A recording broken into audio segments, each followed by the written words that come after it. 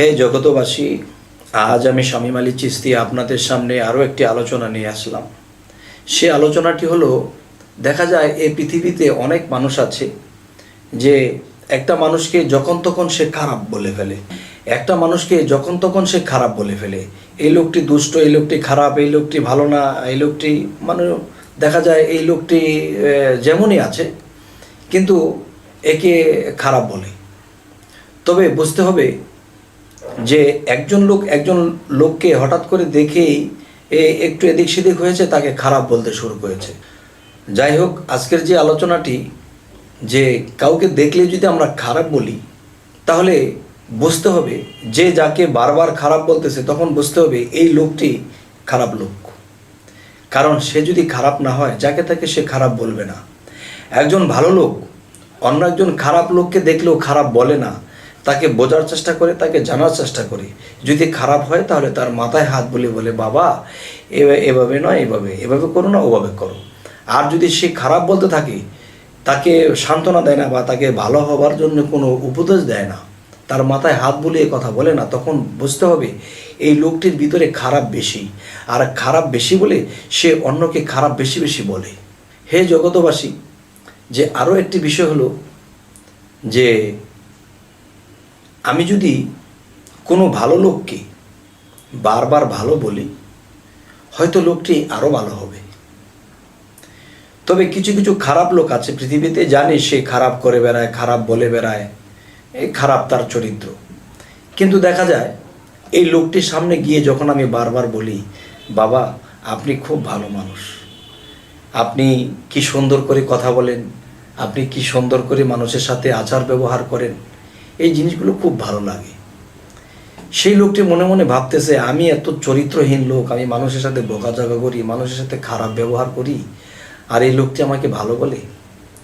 তখন লোকটাকে একটু চা খাওয়ালো, লোকটার মাথায় হাত বোলালো, ভাই বা বাবা আপনার চেহারার মধ্যে কি মিষ্টি আল্লাহ রেখেছে, আপনার প্রত্যেকটা কথাও আমার কাছে খুব ভালো লাগে, আপনার চলাফেরা ভালো লাগে। এরকম যখন বলতে থাকে দেখা হলে, তখন সেই লোকটি খুবই খারাপ ছিল। এই লোকটি বলতেছে, না, আমাকে যেই লোক এত ভালো বলে, এই লোকের ক্ষতিও করা যাবে না, আর এই লোকের সাথে আমার খারাপ ব্যবহারও করা যাবে না।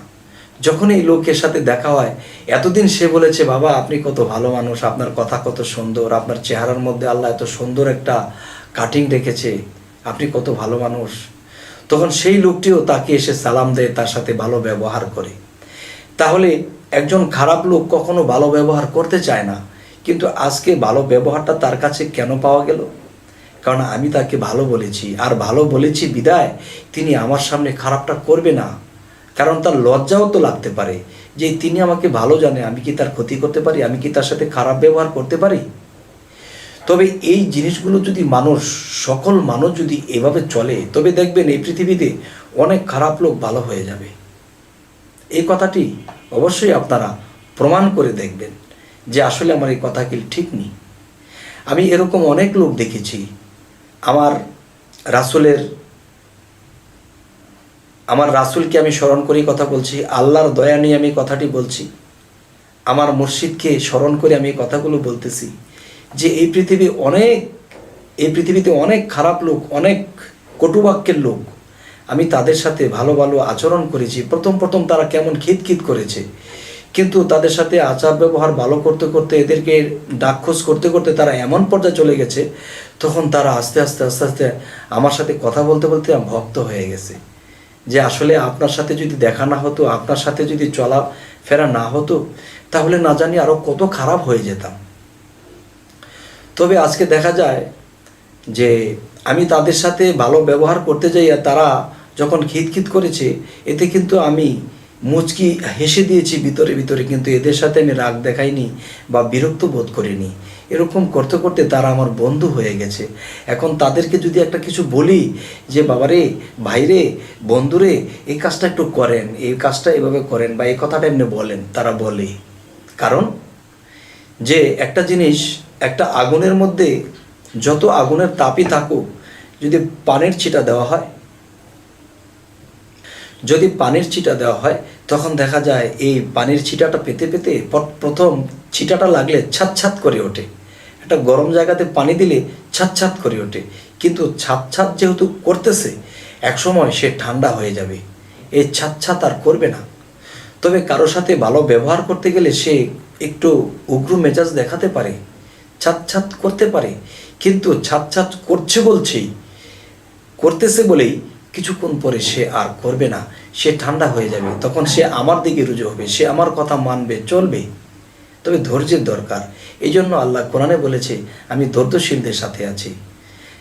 তাহলে আমরা যদি এই জিনিসগুলো অবলম্বন করি তো অবশ্যই অনেক খারাপ চরিত্রের মানুষ, অনেক দুর্চরিত্র লোক, অনেক মেজাজ গরম লোককেও আমরা ভালোবাসা দিয়ে এদেরকে পথে আনতে পারবো। তবে নবী এক সময় যখন কাফেররা বুঝতে চাইতো না, তখন নবী এদের সাথে যুদ্ধ করতেন।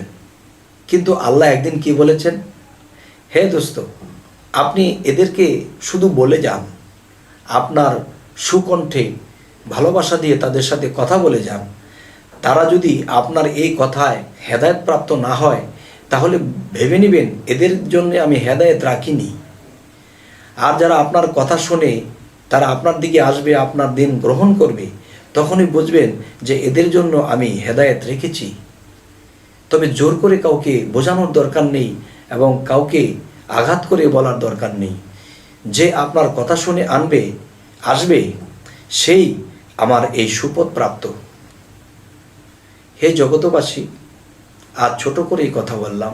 তবে আমাদের এই ভিডিওগুলো যদি আপনারা প্রতিদিন পেতে চান তাহলে সাবস্ক্রাইব করুন, বাকি ভিডিওগুলো আপনাদের সামনে উপস্থিত হয়ে যাবে। তো আজ এ বলেই রাখছি, সকলেই ভালো থাকবেন। আল্লাহ হাফিজ।